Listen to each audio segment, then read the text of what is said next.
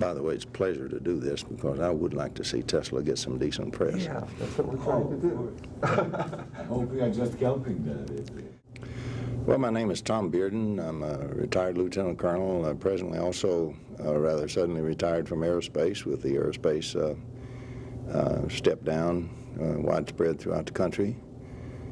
I've been doing research for many years into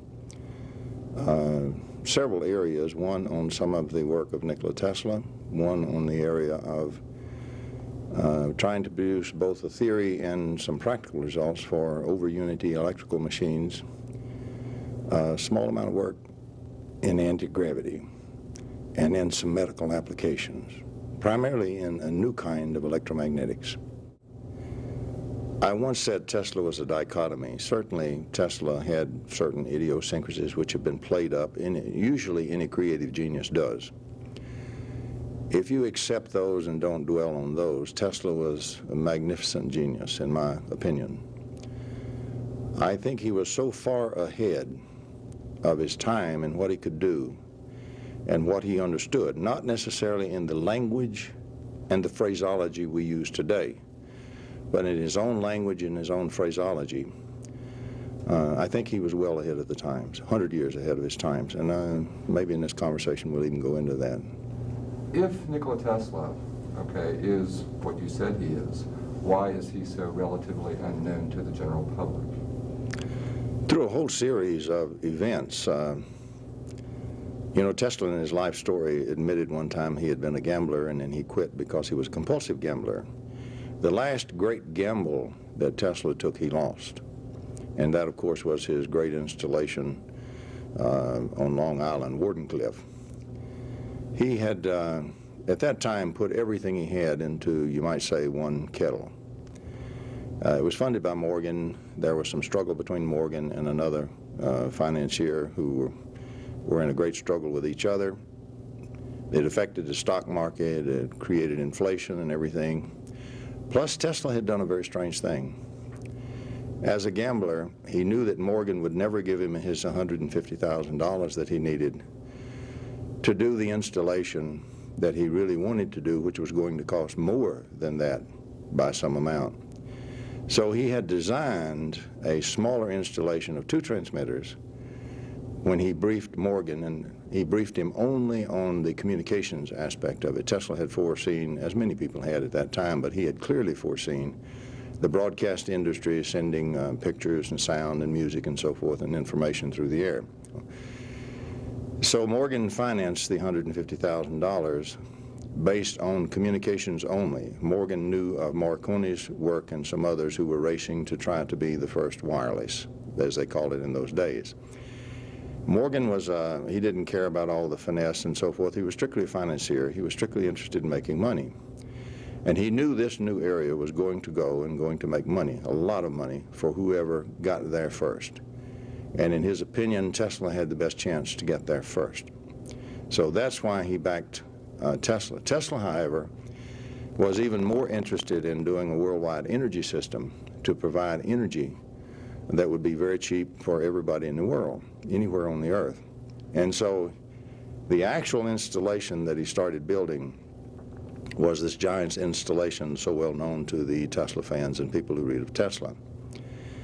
In the struggle between Morgan and his counterpart almost bought Morgan's railroad company right out from under him. He bought, in fact, control of the voting shares of the preferred stock, but not of the common stock. And Morgan issued orders from Europe to buy all the stock that could be bought at any cost. In one day, the stock made astronomical jumps. The whole stock market went crazy. We don't have anything like that in our time. Inflation became suddenly rampant. Parts and electrical things went up 3 times, for example. And suddenly everybody furnishing parts, there was a panic because of the money shortage and everything, and the stock, we would today call it a crash in other stocks. So what happened is they began demanding all their money up front to the very beginning. Are you saying that Tesla was forgotten after Wardenclyffe, that it was Wardenclyffe that ruined his reputation? Well, It was a combination of events. There were many people who resented Tesla, particularly among the academic community. Number one, they didn't understand at all how he worked. He didn't have the academic credentials, what they regarded the high academic credentials they had. He, of course, had academic credentials. He certainly had been very vocal that the common electromagnetic theory, which he usually referred to as the Hertz theory and the Hertz waves, since Hertz, proved the Maxwell predicted wave. Tesla was adamant that there were no transverse Maxwell-Hertz waves in the ether, and that he, Tesla, was not using that kind of theory at all. That theory was very limited and did not apply to what he was doing. In other words, what he was saying to the entire scientific mind of the day was that what you're doing, gentlemen, is erroneous. Not only that, I'm proving you're in error. But because he had become a household word, when you do, you become a single name, Tesla, not Nikola Tesla, you see. And because of this kind of effect, he had become essentially the great wizard. He had given us the AC power system and everything, and there was a great deal of resentment for what they regarded as an upstart inventor who was, in fact, essentially saying, I'm going to usurp your science. They would interpret it that way. Not all people were detractors, but many were. He also was not a great theoretician. He didn't fill up books with great theories and full of mathematics. And so he just didn't practice the game as it was being practiced. He was ostracized, I think, primarily because of his difference and because of his radical statements and because of his pronouncements of great systems. They didn't have the foggiest notion of what he was talking about. He had one other unfortunate incident, which today we would laugh at, but was very serious at the time. I think it was 1901. I'd have to check my records. He picked up radio signals from space. We know today, of course, that planets radiate RF noise and so forth. But when he announced this, it just caused a sensation, and all the scientists said immediately, what a kook, what a idiot. So an unfortunate reaction occurred in the scientific community that he had to be an utter kook because everybody knew that there were no signals from space. And that was an unfortunate timing and contributed to his demise. Nikola Tesla also had an ego. Very big. And there's some argument for the fact that his ego, or his vision of self, may have undone him as well. Could you address that? Yes, that's quite true. He was arrogant. He knew in his mind what he had done and what he could do. He had done the experiments, for example, in his few months at Colorado Springs, which proved that he was on the right path, and he was hastening back to New York to get the funding from Morgan and set up his Wardenclyffe and get on with doing the wireless, but also the other energy at the same time. He was going to do it all in one stroke. And when this panic came along and supplies went up, and finally he made the final fatal mistake. He briefed Morgan in desperation that what he was really about, because he thought Morgan would appreciate that. He simply did not understand a financier who's not interested in all of that, but what is it going to do to make me money? There's nothing wrong with that. I'm just saying that's the way Morgan approached it. At that point, Morgan also knew that Marconi was closing in on it and very close to transmitting wireless across the ocean, the Atlantic. So Morgan knew at that point, briefed on what yet had to be done and how much money Tesla needed and all that, he knew the game was lost from a communication viewpoint, that Marconi was going to be first. So at that point, Morgan, in his own mind, wrote it off as a bad investment gone sour. And one thing he did not do was throw good money after bad, a perfectly sound business decision today, we would say. So he simply wrote the project off. Tesla could never understand for some months thereafter what had happened, why he couldn't get the extra money. People began to quit work because he couldn't pay them. The suppliers wouldn't send him his supplies because he couldn't pay them up front. And the whole thing began to sort of grind to a halt. He did get the installation in operation, but he never succeeded at what he was doing. And by that time, Morgan was never going to finance him again. A combination of events then occurred within a few years of that to where suddenly things began to shift. The jealousy of the scientific community began to suggest that he was, after all, just a kook. Everybody knew that thing on Wardenclyffe was foolish. And so he became almost a non-person in the space of a very few years. Older man living in a hotel room, feeding the pigeons. With all his idiosyncrasies, he really did have idiosyncrasies. He had a morbid fear of germs. He would use something like 17 white napkins for a meal that he would have and meticulously lay one aside once he made the first wipe with it to wipe his hands or whatever. He had a lot of idiosyncrasies, and of course his autocratic pronouncements, as you say, his ego also was there. He also had quite an ego, and so people just shuttled him aside and said, well, he's at best an egomaniac who's mistaken, and at worst he's just a lunatic. I mean, they simply wrote out of the books what he had done. I focused in on the electromagnetics because early on in my work I also became disenchanted with the present electromagnetics model. To understand Tesla, you must take seriously, I think, his suggestion that the present electromagnetics model is seriously flawed. Nobody wants to take that seriously. Most of the people who approach Tesla use the conventional electromagnetics, and when they cannot explain what he was talking about, they say, therefore, the man was a kook. Now, suppose for a moment that he really was correct. Suppose there is something wrong with the classical electromagnetics. Of course, you can use the classical model to do the things we do, but it means there are many other things that can be done that we cannot do because we have excluded that part from our model and from our teaching and from our knowledge and from our instruments. Let's pursue that a moment. The original electromagnetics written by Maxwell himself was written in an algebra called quaternions. What we mean here is a higher topology algebra in which you can do things in this kind of expression of electromagnetics that you can't do in vectors or tensors. Now, the real theory that Maxwell had, depending on who counts the equations and what they count, is something like 20 equations and 20 unknowns, to give some numbers to it. When Heaviside got through translating it into a much simpler algebra called vectors, which he helped create, and he wrote all the modern equations that are used as Maxwell's equations, not Maxwell himself. None of those ever appeared in anything by James Clerk Maxwell.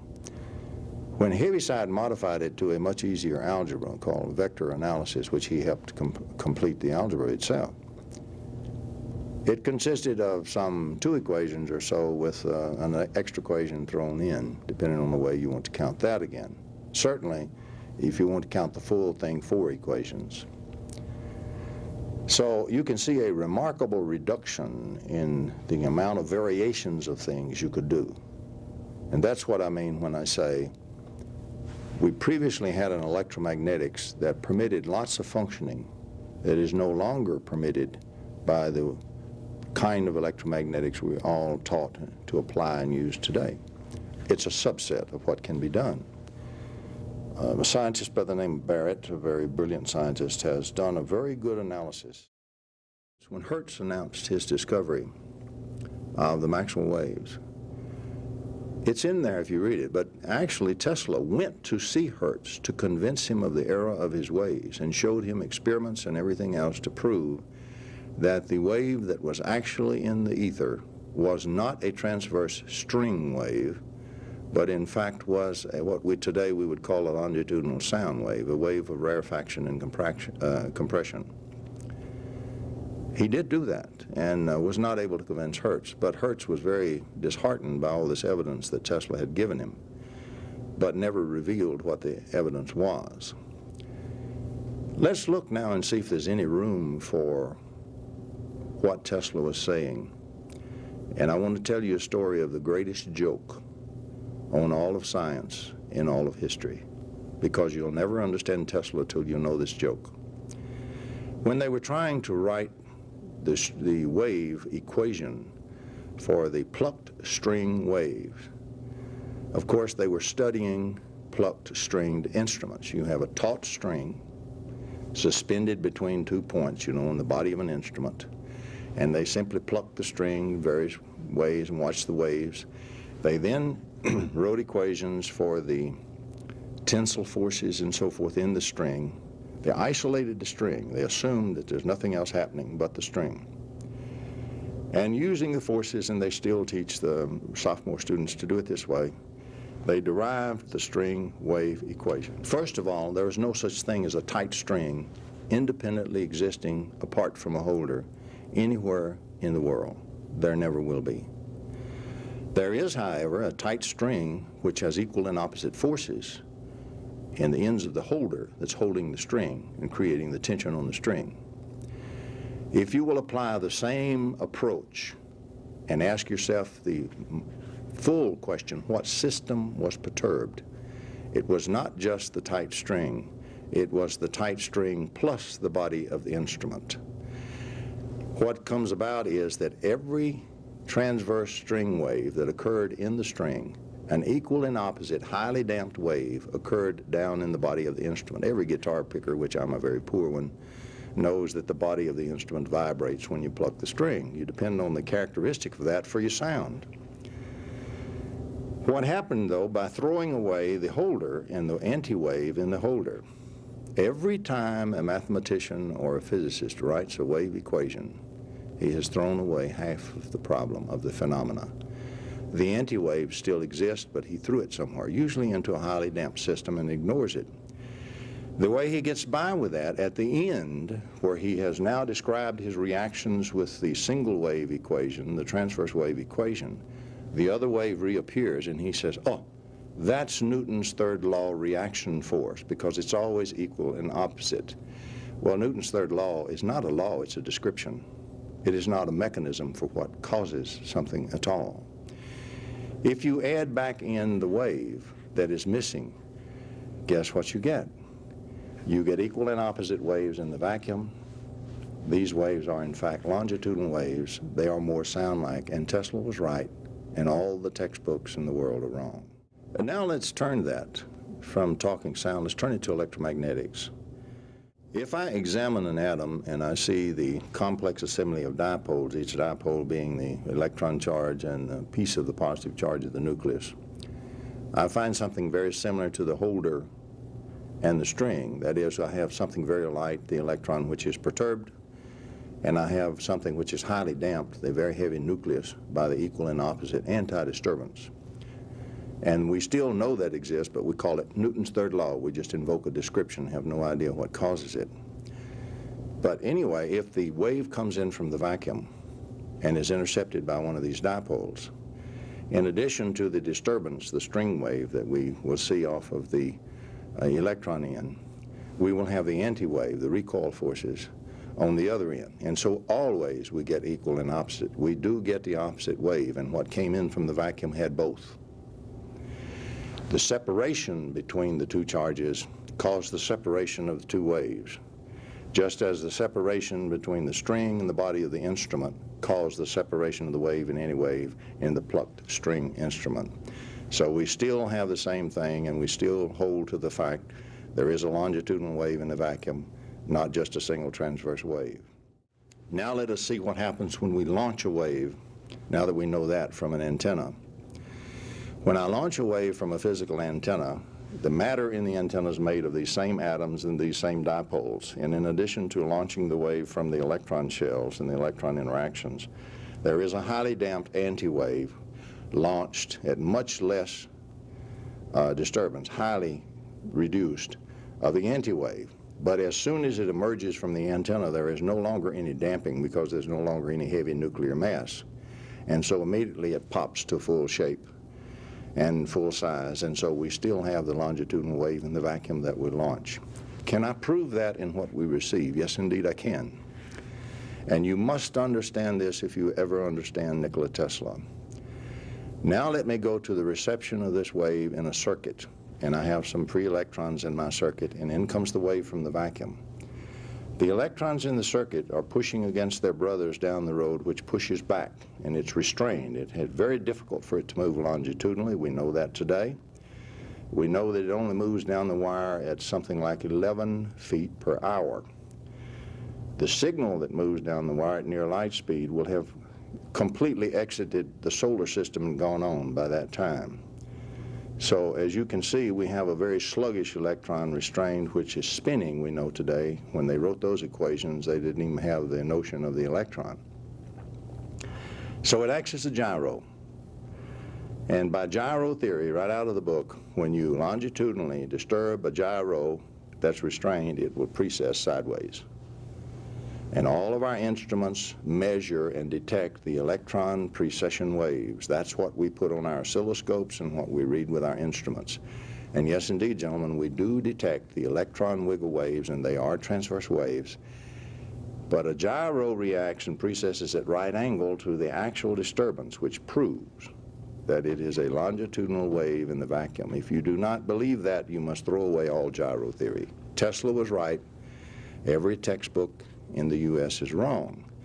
Maxwell simply assumed out of thin air the transverse string wave because that's what everybody was familiar with when he wrote the first equations, and it's never been changed to this day. So was Tesla aware of this, and is this what Tesla was talking about when he talked about teleforce? It was deeply involved in it. Tesla made several statements, for example, over and over, where he said, there are no transverse waves in the vacuum, no Hertz waves. The waves in the vacuum, I have already proved, he said, is like a gas. And the waves in it, therefore, are like sound waves. They're longitudinal waves. And he was indeed correct. Today, for example, in modern quantum mechanics, there is a vacuum, it is a medium, and it's a virtual particle flux. And so, indeed, the vacuum is a virtual gas by today's best physics. And Tesla was right. It is a longitudinal wave. And I've just explained how it's split. When it's received, you do get what we measure with our instruments because of the electron precession. And you also get the anti-wave at the same time, proving that it was an extra wave there down in the nucleus, in the materials, which do recoil, and we just ignore it. We know it's there, but we just ignore it. Now let's look, for example, at his statement of wireless transmission. Here he was talking of the transmission of energy through the atmosphere, or indeed through space, without loss. As a matter of fact, if that is true, then it already exists in nature. Tesla had rediscovered nature.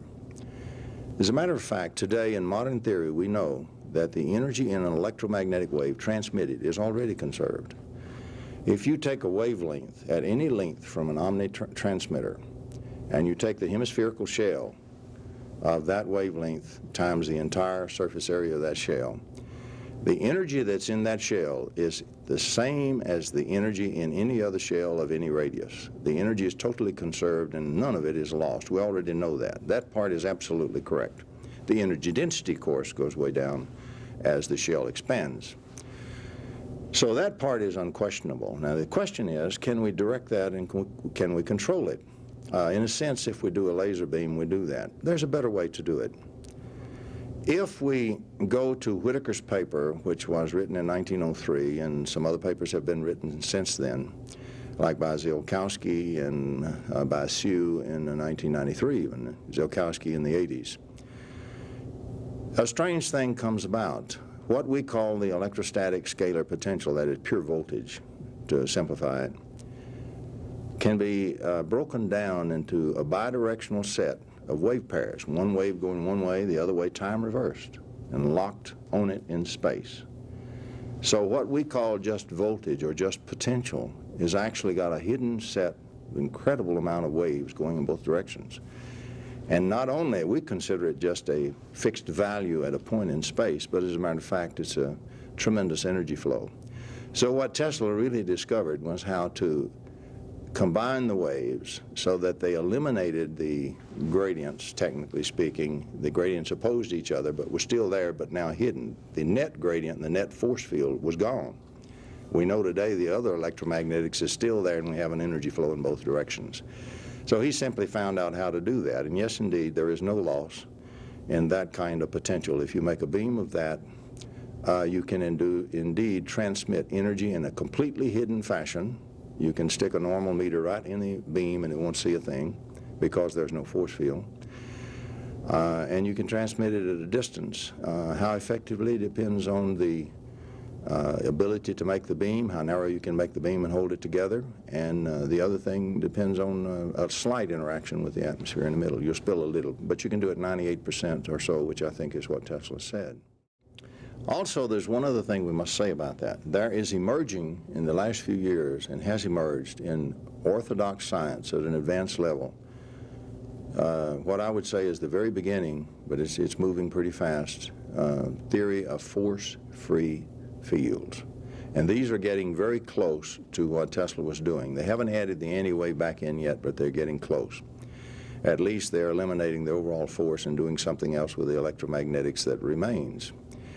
The other thing which must be brought to bear, and I must do this very precisely to understand Tesla, is the fact that, for example, if you read Jackson and classical electrodynamics, you will find when he's first setting out in the first so many pages, he points out very clearly that this theory, this very beautiful theory, only holds when the background is reasonably well behaved, reasonably linear. He points out that if the background becomes nonlinear, that you must then turn to the emerging field, or the field that has emerged, in nonlinear optics. Nonlinear optics in some fashions is an unfortunate term because the mechanisms are fundamental. They apply to all frequencies and they apply to all kinds of waves. It's a matter of when the background gets sufficiently nonlinear to induce these phenomena. So as long as you continue to try to keep the background linear, which we're great at doing, we try really to sweep out these phenomena. Tesla had stumbled into this area very early on and mastered part of this area long before the terminology I'm using existed. He knew how to do, number one, what today we call phase conjugation. He knew how to do what we call pumped phase conjugation, and he even knew how to do what we call technically today, amongst very few people, self-targeting. So he had some tools at his fingertips which he could use on the lab bench and build equipment he worked on an enormous number of years on, which could do things that the normal electromagnetics cannot do. We do some of them today in nonlinear optics. Now let me talk about self-targeting so you can understand some of his transmission without loss. One of the problems we have, like for example in something like missile defense, if I have a spaceborne laser, let me say, and I have a rising enemy booster 10, 15,000 miles away, I've got a problem. I've got lots of power. I can put the laser beam onto the booster, but I must hold it on one particular spot 15,000 miles away, on that exact spot, a long enough time called dwell time to burn through the casing and destroy the booster. So I have a problem. How do I hold this beam there and keep it from wandering around in the body of the booster? Well, it turns out you can do it very easily with a thing called self-targeting. Every signal that comes from there, if I phase conjugate and transmit a phase conjugate replica, it goes unerringly back to the spot, including it led it a little bit because the component of its motion was on the beam that came to me. And so if I continue to do that iteratively, I can hold the beam exactly on the booster and burn through it. So by self-targeting, I can hold a laser beam on a point. It doesn't have to be a booster, a defense, or anything. I can hold a beam of energy onto a point that I have at a distance. That's the main thing by self-targeting. And in my own opinion, I reached the opinion that Tesla, in his telegeodynamics, had discovered how to do that with the mechanical waves. First of all, he could transmit the full wave through the Earth, and he could cause the thing when it came back to be phase conjugated. Once he had a reflection from anywhere, he could narrow immediately into that point and put all his energy to that point. And today, there is a theoretical basis for it. I couldn't build such equipment, but I mean there's a theoretical way to go to do that. And apparently, according to his statements, that's my interpretation of what he was doing. He was doing iterative phase conjugation and therefore able to focus his energy, regardless of what kind of route it followed, to the exact point he wanted it to go to on the other side of the Earth.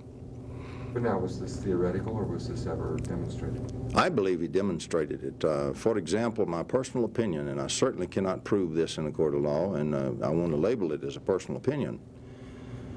My personal opinion, because of certain time sequences of some of his statements and incidents which actually happened, I think as a last desperate measure while his installation at Long Island was still intact and still in operation, I believe he fired the electrical pulse of energy that blew down that forest in Siberia. Oliver Nicholson has done some very good work, for example, to look at the admittedly circumstantial evidence. We can't prove it at all. I just happen to hold to the thesis that it was his last-ditch effort to try to solve his problems that he'd lost with Morgan by focusing attention onto the absolute power that could be unleashed with this, and it failed. Nobody was interested. I was very curious about the time correlation between his installation still existing on Long Island, still in operation, and this Siberian particular blast and its characteristics, which it was not a nuclear weapon, it was not a meteorite. So in doing a little work on that, thanks to Oliver Nicholson, he sent me some very good information on that, and it's not the kind of thing you can ever say with any certainty happened, certainly not. But there is at least circumstantial evidence that he may have done that. In speaking of nuclear energy and Tesla's objection to it, and some of the things he had in mind with energy, it's pretty obvious that Tesla not only knew how, but advocated very strongly that you could do this electromagnetically, and you could do it cleanly and cheaply without all the nuclear residue and the nuclear waste and the long-term effects and this kind of thing. You know, it's tough to dispose of nuclear waste. Now, I have mixed feelings on this. For example, I am a nuclear engineer. I have a master's degree from Georgia Tech, but I'm not a practicing nuclear engineer, nor have I ever been. The Army really didn't see fit to let me do that. Nonetheless, I know a little bit about what they're about and so forth, and a nuclear power plant is not a great breakthrough in technology at all. It's a great heater. And what we really do, we use the nuclear reactions to produce heat, and we either boil water and make steam, or we just use the hot water. And then it's the heat energy that we must convert to provide our electric power. Now, the demand for electric power is great enough. It's a big enough problem, as everybody is aware. If we must continue to furnish this electric power at our present science level, there's no really acceptable alternative yet to the nuclear power plant. However, it doesn't mean that that's the preferable solution by any means. I think it's preferable the other way, which is why I work so hard to try to do it electromagnetically. Now, at this very conference that we're at when this interview is being made, I'm going to introduce what is almost the final results of my 30 years of work in this area. And what we have done is very similar to what Tesla did, and he provided the codes, the clues on which to look. What I've done is taken him to heart and convinced myself with a lot of investigation and study the waves in the vacuum are longitudinal. So when electromagnetic waves break loose from their mass restriction and holding, they are longitudinal waves. And when they get tied up in mass, they get split into these two waves, one of which is acting upon the electrons to cause them to move sideways, and they slip a little bit every once in a while down the wire, creates Newton's third law reaction in the nucleus. Well, when you go through enough analysis of this, what you really find, and what as of Friday of this week, yesterday, I have filed, my associates and I should say, have filed a very fundamental patent on the creation in a circuit of longitudinal waves to flow the energy freely, literally in the Tesla fashion, and then use it separately in a load to power a load. And technically, it's still called displacement current. What we have done, we have split the normal current, technically dq dt, into two components, one being displacement current, d phi dt, and one being that mass slippage every once in a while of these precessing electrons down the wire. And what we really have done is used a barrier invented by Bill Fogel to stop the mass flow, which is all the workflow, the rate at which energy is being lost in the circuit. We allow only the flow past Fogel's semiconductor, which is a patented device, patented in '92. And then we use this free energy flow, which just does not disperse. Conventional theory already recognizes displacement current as pure energy transport without losses. For example, the way to use it, and I want everybody to know so they can check it, if I then run the displacement current through the primary of its step-up transformer. I produce ordinary garden variety magnetic field and store that free energy in that magnetic field. That couples to the secondary, which then couples to the electrons in that circuit through the load, which are now free to move. I don't restrain them. And I pump the electrons through the load absolutely conventionally and do power in the load. So what I have is absolute conservation of energy, but I do not conserve work loss, the dissipation of the energy. I take the energy in almost freely from the battery or power source. In this case, it would be an oscillator because I'm speaking AC. We can do it DC. I strip off and block the component of the current that's responsible for all losses in the circuit. Then I take the displacement current and I couple it, gather it and store it in this case magnetic field, couple it to the other side and discharge it through the load completely separately. None of my load discharge current goes back through my source. No degradation is done to the source. And yes, indeed, you can legitimately do over-unity electrical systems, and it's exactly analogous to a heat pump, which is a proven over-unity system that we use in our homes. I just told the world how to build a free energy machine, is what I told.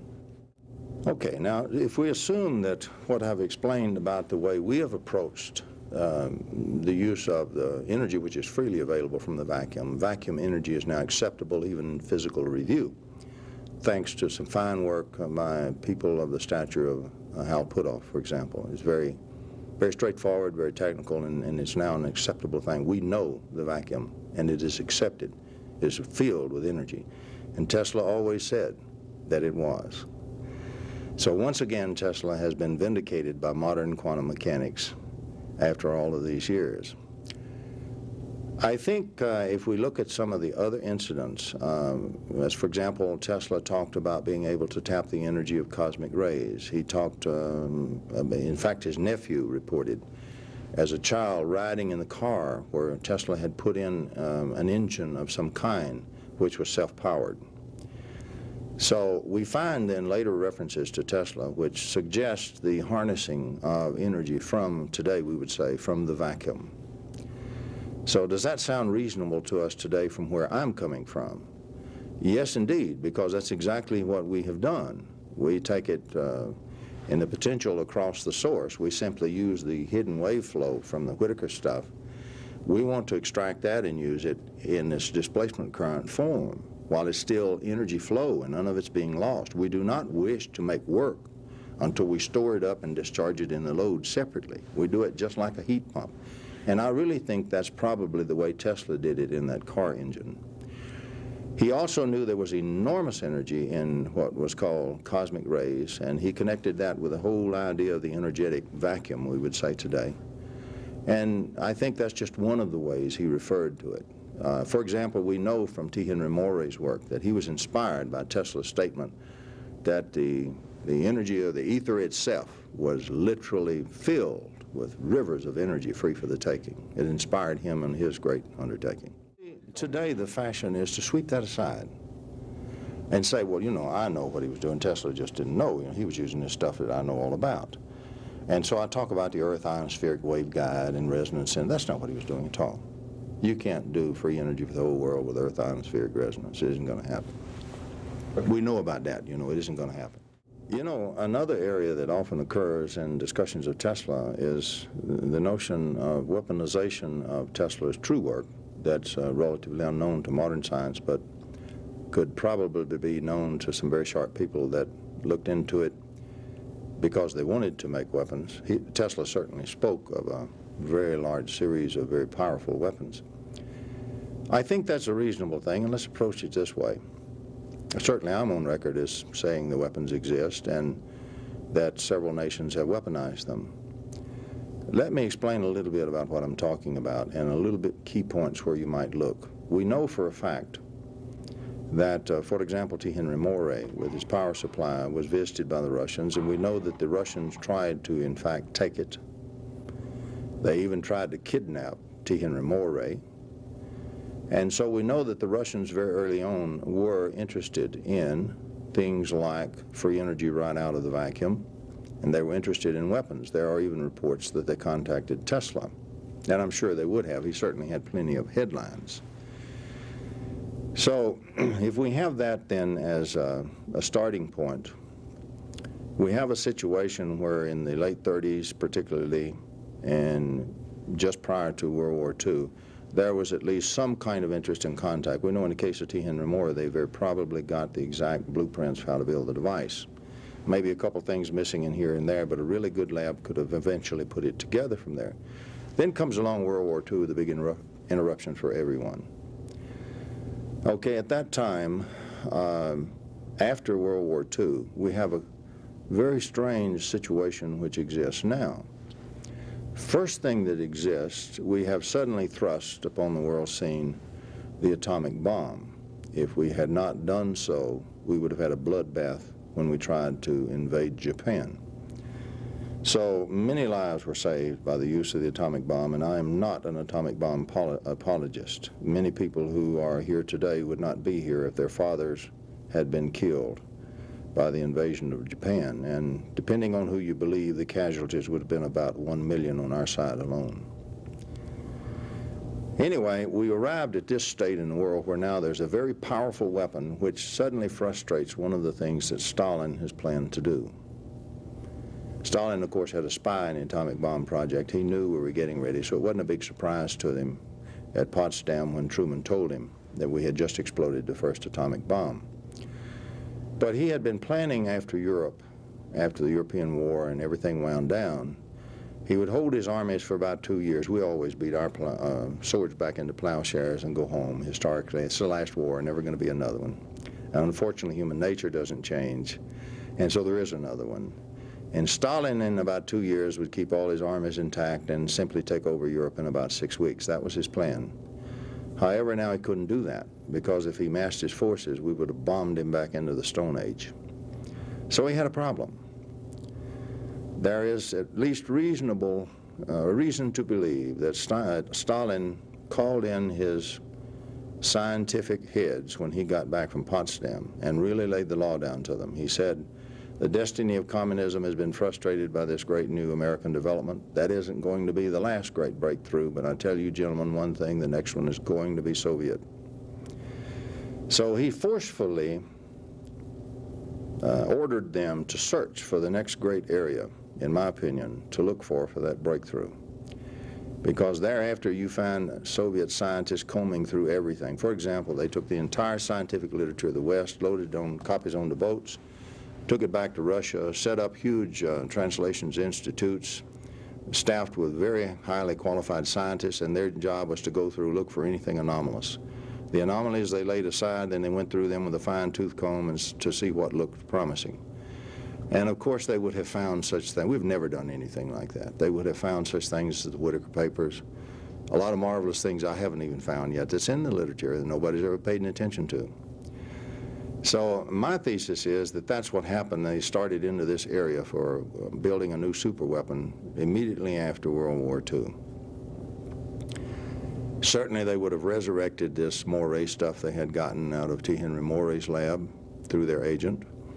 They would have probably resurrected other things I don't even know about. That's just conjecture, but probably so. At any rate, they did start such a program. The Russians have always been the greatest nonlinear mathematicians in the world. They were at the beginning, they are to this day. And so they would have seen much more clearly into the nonlinear aspects of everything we're talking about than American scientists had seen to date, which means they would have picked up what today we call the optical type functioning, which means they would have picked up the longitudinal waves. They certainly falsified general relativity theory. Only later, many years later, did they openly publish the fact that it's wrong and show why it's wrong and become, recognized critics of the conventional general relativity. In this country, we did exactly the opposite. We defended it to the last man. So they went much deeper, I think, during this period into these areas than we did. And I think they started building because, as you know from my own previous publications, I put together independently a rather large body of evidence, admittedly circumstantial, but real nonetheless, that can only be explained by the testing of such weapons. There is absolutely no other explanation for it. Now, I could be wrong on one incident, but 200 of exactly the same kind, I think not. So the evidence is overwhelming, and you even hear now their own leaders, like Zhirinovsky recently has referred to these weapons as the ellipton weapons. There is no question today that the Soviet Union has these weapons. And if what I put together is correct, and I'm absolutely convinced it is, 3 other nations of the world also developed those weapons and resoundingly checked the Soviet Union. The other 3 are friendly to the United States, not hostile. And I think that played one great part in the fall of the Soviet Empire, because their original target date, as I brought out, had been 85, to achieve the freedom to move and do what they wished in the world in 1985, and they met the schedule, as I've adequately reported. But once checked, then we have a very strange situation. Now communism falls because of its financial shortcomings, and they just flat can't keep it glued together anymore. And in the dissolution here, we have entered what I think is a much more dangerous world than anything we ever thought of. 3 other nations today are indeed working on what I call the Tesla weapons, or really scalar electromagnetic weapons. And these nations are not really friendly to the U.S. at all. So it's a much more dangerous world that has emerged. The nuclear control that was executed by the Soviet Union is now probably been diluted. You can hire, if you're careful, you can hire some Soviet scientists right off the project. Many nations today are developing nuclear weapons, and they don't have to go through the pain we did. They're hiring people who already know how to do that and have done so. So very shortly, you will see emerging throughout the so-called Third World, as it's so loosely referred to, you will see nuclear weapons. You will see the extended Scud, for example, being developed in North Korea, aided by the Chinese, and is being expropriated to the Mideast. And in my opinion, you will see a nuclear and biological warfare in the Middle East in 3 or 4 years, somewhere on that time range. I could be off a year or 2, but it isn't going to be forever. So to me, it's a much more dangerous world that we live in, particularly if we see the advent, in addition to the nukes and the biological warfare, which is certainly frightening enough, if we see the advent of several other nations now possessing weapons of the ilk and power spoken of, although at a little bit obliquely, by Nikola Tesla. I would like to explain the basis for the weapons, because it's open. If you take the 2 papers by Whitaker that I'm so fond of quoting in all my stuff, you will find that the first one tells you, if you do it in reverse, tells you how to make, if you wish, a scalar beam by simply assembling the necessary wave set. The second paper will tell you that if you then take 2 such scalar beams, actually hidden multi-waves, and interfere them at a distance, yes, scalar interferometry really exists. It's just really multiple wave interferometry when you understand the wave sets. What will occur at a distance will be the reappearance of the electromagnetic gradients, which we call force fields. In other words, you'll create the electromagnetics at a distance. If you bias your ground potential of your transmitters higher than the distant focal point, what we call energy, heat energy, exhaustion of energy, which should be called work, heat energy will emerge in the other area and scatter at that area. Energy will go in here and scatters work out the other end. It's just like you had a direct pipeline at a distance. Is this indicative of Tesla? Of course. If you bias your projectors the other way, the energy flows in the other direction. In other words, you extract energy from out there, and the energy, you have to do something to collect and dissipate the heat back at the transmitter end. Every transmitter is now a 2-way transmitter of energy. I can make it go in one direction by biasing or go in the other at will. The weapon implications of that alone are extremely frightening and extremely powerful, and now several nations are involved in developing it right straightforward to the hilt. Very shortly, we will have an even more frightening world emerging. The other thing you can do with it, which I think Tesla alluded to at least in a few cases, when you do these things with the potentials rather than with the force fields, you actually involve time. You produce time effects, or you can produce effects on anything that exists in time, because you affect the time dimension. When you do this, you can affect thought, and you can affect human beings where they live, because thought occurs in time. It occupies time. It's just not spatial, but it is time-like. As you can probably see, if indeed the world has already acquired, several nations, the ability to build the defensive weapons in the area that has been discussed here, the Tesla-type weapons, then there's really no longer a great compelling need to do any further weapons work by any private citizen. So there are some other very compelling areas, however, of great need for humanity that are directly involved with Tesla's approach and Tesla's work that cry out for research and development. Two of these areas are fantastic. We must have clean energy sources. We must have some source to provide our needed electrical power cleanly and freely without polluting this entire biosphere. Everybody's concerned with that. The way to do it is not to put in harsh laws that stop all workers and everything like this and go into absolute dictatorship. That's not the way to do it. The way to do it is to do it scientifically by striking for a great new breakthrough to where it can be done, and done cheaply and cleanly. So that's one area that, you know, is important and deserves the utmost effort that can be put on it. Another area that is assuming ever more increasing urgency is the area of the medical needs. Allopathic medicine is failing.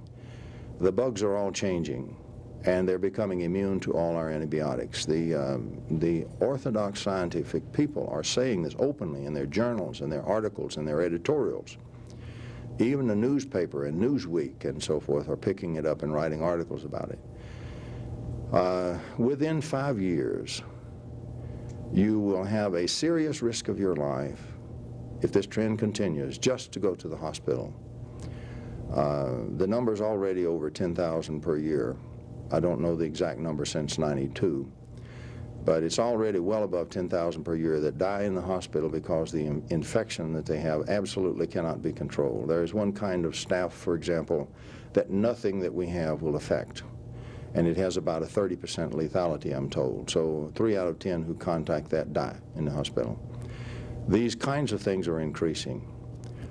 You now have very well recognized scientists in the regular medical scientific community saying allopathic medicine is failing and there's nothing to replace it.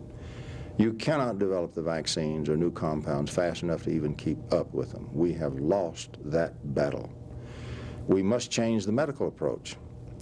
The medical approach, if you use the extended electromagnetics, if I may use that term, that Tesla was talking about, there then occurs phenomena which can be used to control and change and heal almost any infectious disease whatsoever, including a genetic disease such as where the genetics have changed in the cells, such as AIDS. Now that is not an idle statement. That is a very rigorous statement based on some very rigorous scientific work done in France in the late 60s and early 70s by Antoine Priori and a team of scientists that gathered and worked with him. And these were eminent scientists, world known. For example, one of them was Robert Courier, head of the biology section of the French Academy of Science, and also the secretary perpetuel of the French Academy at the same time. Potrezel, an eminent scientist, world known. Many such scientists worked directly with the inventor Antoine Priori. Priori completed his doctoral thesis, which was rejected because of the violent opposition of the medical establishment. But he demonstrated under rigorous scientific protocols that you could completely cure, almost with ridiculous ease, terminal tumors in lab animals. He did it hundreds of times under all the proper rigid controls. I mean, Courier personally sent his own personal assistant to do the tumor grafts and ensure that everything was absolutely impeccable. Very simple. You take 15 rats, 30 rats, 15 each, one control group, one test group. All the rats get inoculated or grafted with the same terminal tumor. They're going to be dead with 100% certainty in 30 days. The 15 get treated, the other 15 don't. They stay in exactly the same room, same food, same everything. The 15 treated all get well. The 15 not treated all die with another provision. You can then take another group of 15 rats with the same tumors grafted to them. You can take 1 drop of blood from each of the rats that got well and eat one of the other rats, and they will all get well from that single drop of blood. The ordinary medical establishment was furious. When they changed the setup of the French government to a leftist government in the mid-70s, the Priori team was just completing a very large installation with permission to treat human patients with terminal cancer and leukemia and so forth. Now, he surreptitiously treated some humans before and cured their cancers and leukemias. The problem was nobody could understand how it worked. We didn't even have at the time the knowledge of this new parts of phase conjugate optics that we needed to understand it. It's no wonder they couldn't understand it. Nobody could. And so when they suppressed that, they withdrew the funding from the project. It was funded by the French government.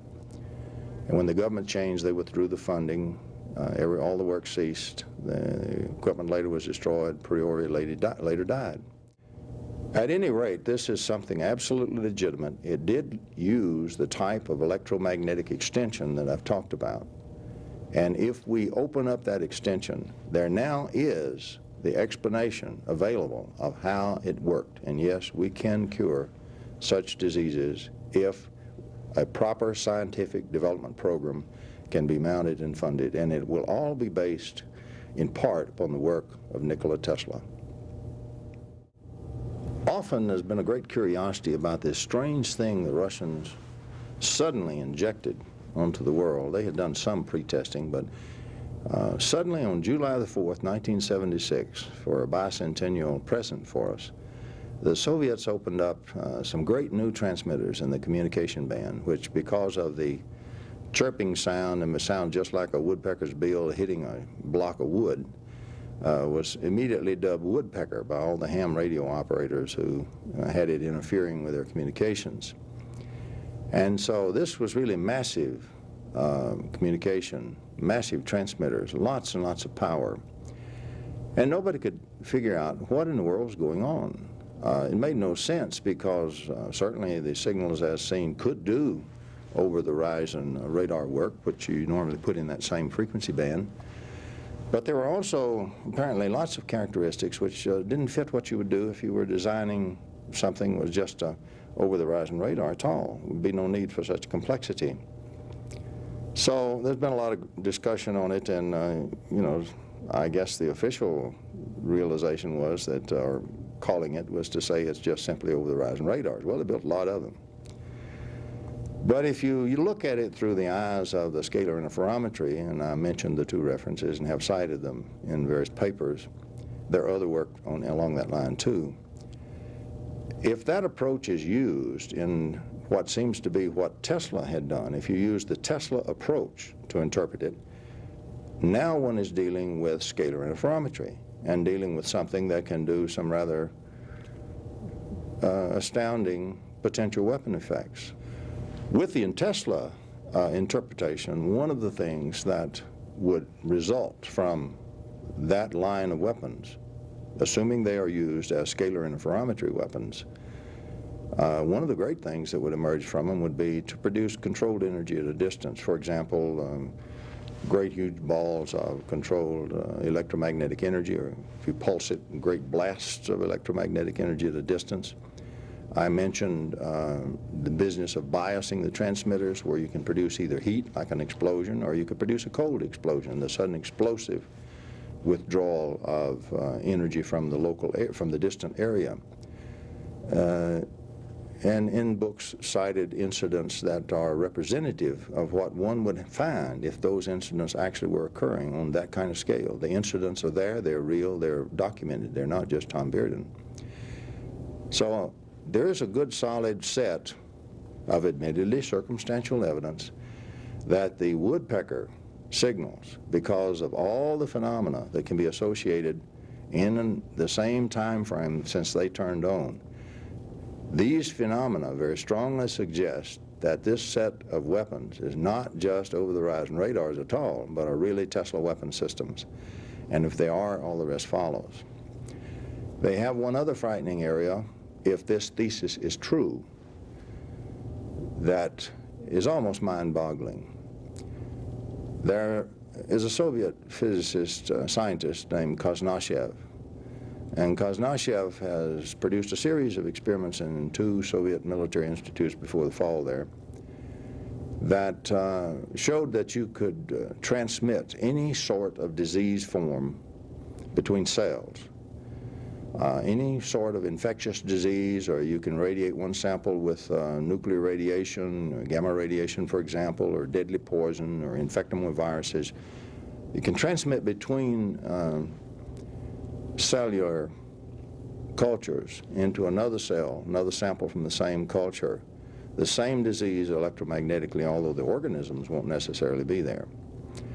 That works in literature if you pursue it. Kosnashev has several books out now that are available since the Russian system has loosened up a bit. That work has been replicated at the University of Marburg, for example, in Germany. It has been replicated at University of Sydney in Australia, and it has been replicated by at least one researcher here in the United States. So there's a good basis for the research. It is replicated. If we turn from that to the radiation of the U.S. Embassy, the so-called microwave radiation for many decades there, several presidents asked them to stop, they didn't. If we examine that from a Tesla viewpoint, what we would look for would be the potentials where the force fields are not. This is very important right here. The effects we are predicting would not exist where all the force fields were. And that's what the normal engineer would look for. He's trained to say if there are no force fields, there's no electromagnetics. He ignores the potential that's left. He just sweeps it away and throws it away. From where we're coming from with the Tesla approach, that is the active part. That's the part that is being interfered within the bodies or whatever to cause whatever you wish to cause. If we couple it with the Kosnashev stuff, we are saying that such scalar transmitters in interferometry within the U.S. Embassy could indeed have produced any sort of disease they wish. However, it would have very strange signatures. Let me explain the signatures and how such signatures actually came about. First of all, when Nixon went as vice president to Russia, and this was first detected, he was going to visit some nuclear installations, and they carried Geiger counters, and it was detected on the Geiger counter. It's an ionization device. It detects the ionization and discharge of its own gases, and anything that will ionize its gas, it will detect. It doesn't have to be nuclear radiation. And so they thought at first that it was deadly nuclear radiation because all the counters went off. And indeed it was not. They were irradiating the president with this stuff, with the Tesla stuff, to see if we knew what was going on. That's a beautiful intelligence probe. You pick out a high-level target like the president or, the embassy. You radiate and do some things that are obvious, not too bad, but are obvious, so they can't be missed. And then you see what happens when the system goes bananas trying to figure out what's going on. And by their actions, there's no way to fake it. You either tell them you know what's going on by your action, or you show them you don't know what's going on. There's no way to get out of it. It's 100% certain, which very few things in intelligence are. However, if I go back to the embassy where many health changes and diseases and so forth, 3 ambassadors died of a leukemia-like illness eventually. These diseases occurred only within the embassy in those areas where the force fields were absent and the potentials were there.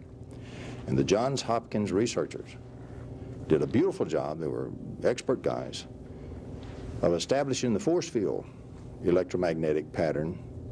And since not a single case occurred in that area, that's by the normal electromagnetics, then reached the conclusion that therefore could not possibly be the microwave radiation. Actually, that's a false conclusion. If the radiation played no part whatsoever and you had that many changes occurred, the odds are extremely high that some of those would have occurred in the area where there were force fields and some didn't. Since that did not occur, it is a 100% correlation to the Tesla area, to the area where the potentials existed and the force fields did not. And I'm sorry, they reached exactly the wrong conclusion because the model they applied failed them. These were able scientists using only the conventional model, and the model actually showed that it was the other stuff, but led them to conclude properly for their model, that it couldn't possibly be the electromagnetics. That's just one incident.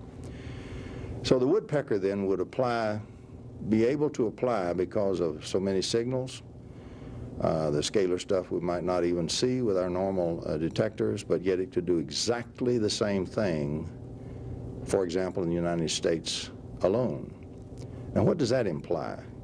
If we are not too far out into left field here, if there's really a ground, as I've tried to describe here, if there really is a theoretical ground here for the use of those weapons in a Tesla mode, and the use of the Kosnashiev knowledge and experimental results in here, apparently confirmed by what happened in the U.S. Embassy, then those radiators, which are active to this day, not in the conventional sense, you got to have a different detector, those radiators could conceivably create, within a mass population, almost the instantaneous spread of mass diseases of all kinds.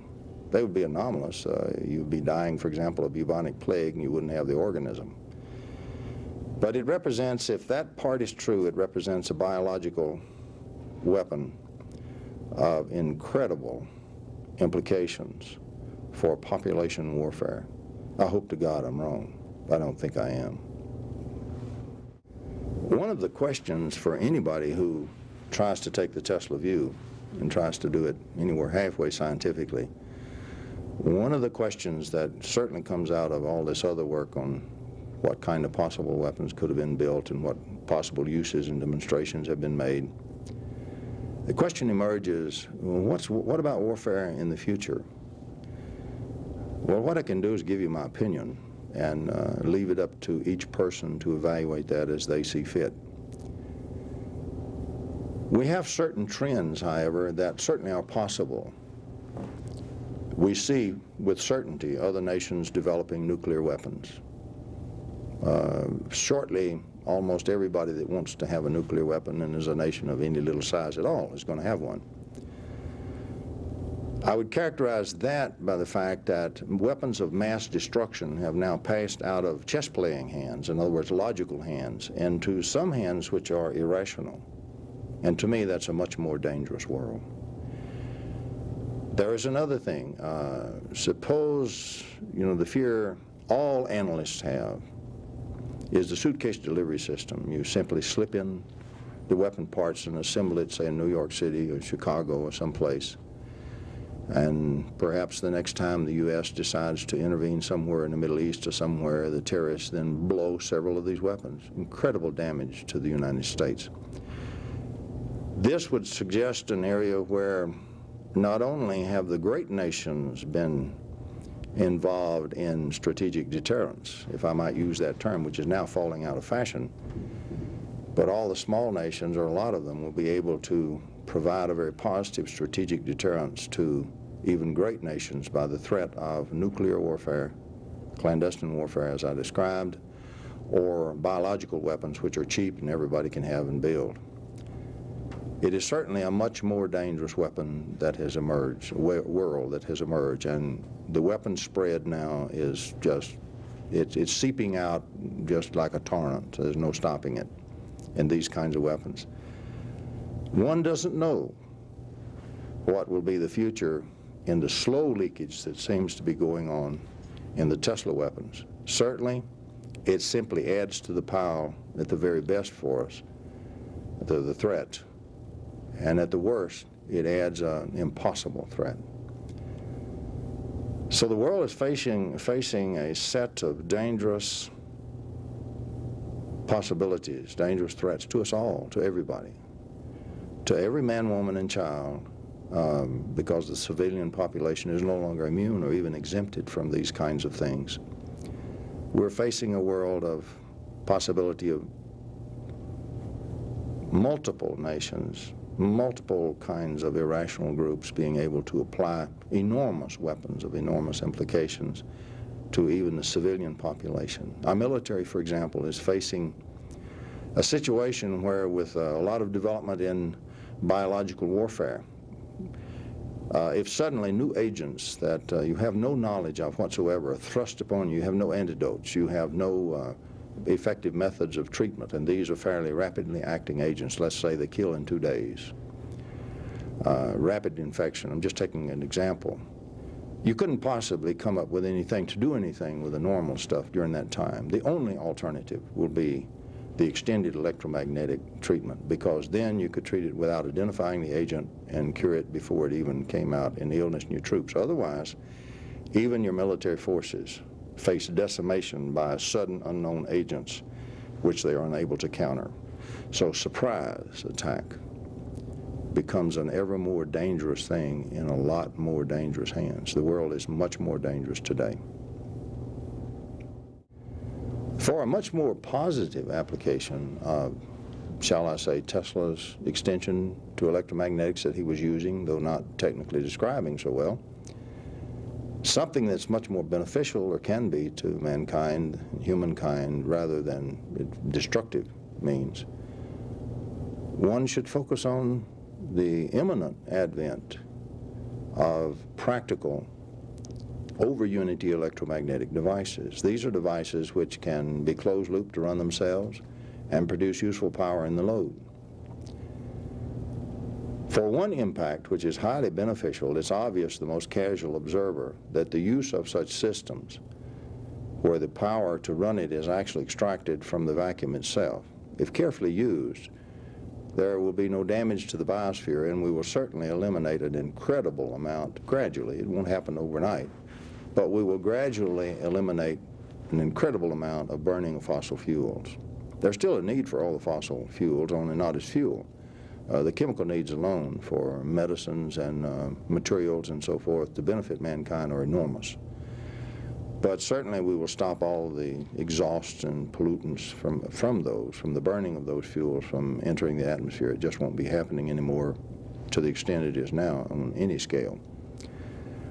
It will allow us to take funds, for example, on something like nuclear power plants and eliminate gradually the need for these. You don't replace everything in mass. That's not what we're talking about. We're talking about a gradual transition into what I like to think could be a more sane world and a much more protective of the environment, of our children and of our children's children. Now, in all candor, I must add one danger if unrestrictedly used. When you produce excess energy of this type from the vacuum, right in the vacuum in a local area, if you produce a very large amount, particularly if you do it very suddenly, in that region you have a curvature of local space-time.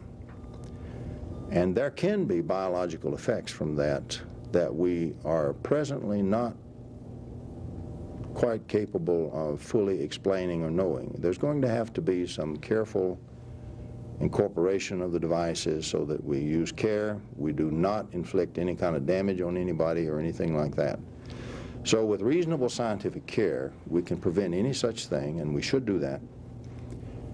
We should incorporate such systems into our normal utility transmissions across the lines. The lines are there, the maintenance of them is already there, the facilities are already there, they're already connected to the homes.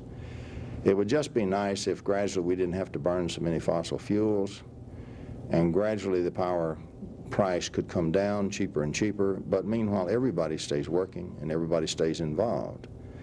But what we really wish to eliminate is, say, an older person in New York City, cold in the winter, very limited income, can't pay the utility bill very well, so has to keep the power down, freezing, eating dog food. We must do better than that, and we can. And the Tesla technology will allow us to do better than that. So it must be done. To understand Tesla, you must understand one other remarkable ability that he had that none of his peers had then or now. We can only do with great computing simulation centers. From the time he was an early child, Tesla had the capability to visualize something so intensely and so vividly that he simply couldn't tell the difference between that and a real object until he was about 12 years old, and he finally found a way to distinguish the difference. But this unique ability that he had enabled him to visualize a system in all of its parts working together turn it over and upside down and inside out and watch everything function on any level that today we would do with a large CAD/CAM system, or we would do with a very large supercomputer in a very large simulation facility. So Tesla also was the world's first great simulating computer center using his own brain. None of his cohorts, or his colleagues, or his peers had any such ability. Tesla would build a device 100 times in his head, changing it all the time until he got all the parts working perfectly in his simulation. And then he would build it on the bench, and most times it would work right away. He had already built it 100 times. We do exactly that technique today in many fields of endeavor with great effort, with great cost, big computing centers. Tesla could do it in his head. One final question often remains about Nikola Tesla. It's difficult to put oneself in a situation to believe that he could possibly have done such great things, and they have passed completely away into either secrecy or being lost or just simply abandoned. So a puzzling question remains. How on earth could this happen? Suppose it's true. How could it happen? Actually, it's not too difficult to understand how, but it takes a bit of background and appreciation for the times. First of all, put yourself in Tesla's day. When we're talking about installation on Long Island, it hasn't been very long since Custer's last stand. We're talking about just prior to Marconi's transmission of signals across the Atlantic. We're talking about a time when only recently, in just the end of the 1880s and the early 1890s, has electromagnetics abandoned the quaternion theory and gone to the vector theory of Oliver Heaviside, largely, and with some contribution by Hertz and Gibbs. There are only, at the time, prior to the turn of the century, possibly about 40 scientists in the world who really understand electromagnetics at the top level.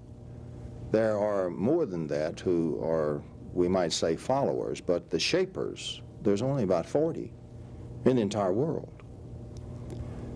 There is no such thing as a big government science. There are no large government organizations funding science anywhere. A scientist was relatively a poor person. You know, he wasn't impoverished, but he certainly had no income like a businessman. There was no place to get grants or to get funding for research. All science is patronized. Somebody has to pay the freight. And many of the avenues we are familiar with today, most of them, simply did not exist. The only way that a scientist, or call him an inventor such as Tesla, could in fact even dream of supporting himself, he had to, number one, discover the thing. He had to keep it very, very secret and patent it. He had to keep it secret until his patent actually was issued. And then, at that time, he had to have some great industrialist or somebody to put up some money. A scientist at a university who received a $2,000 grant from an industrialist was in great shape.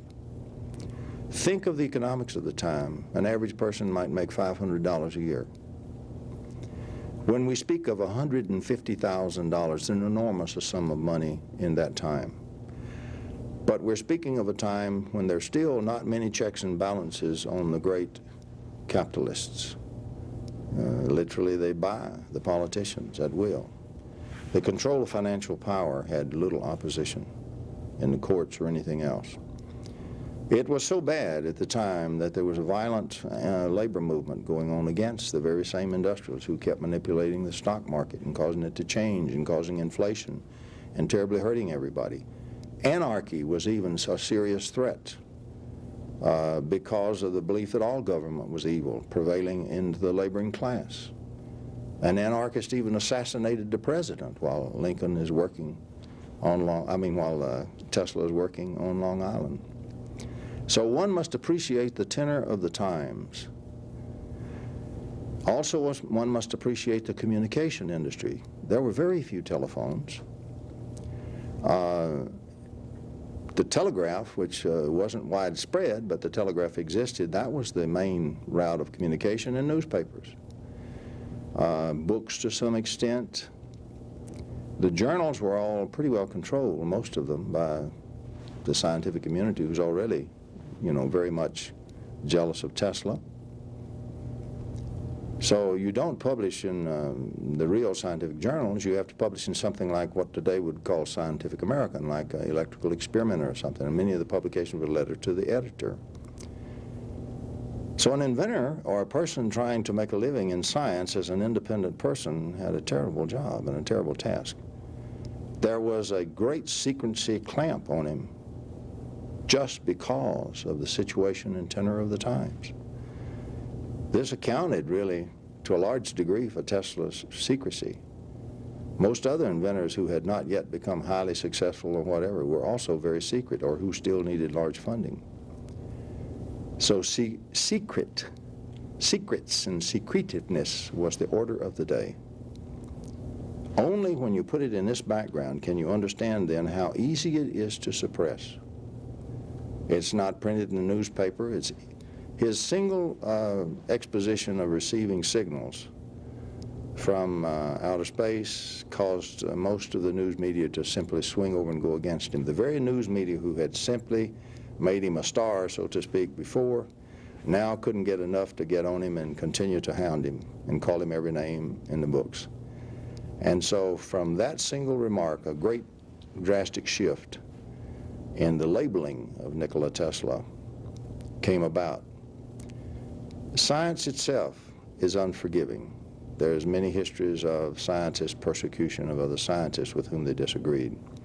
The system is very prone to either destroy, condemn, or bury any scientist who seriously disagrees with it to this day.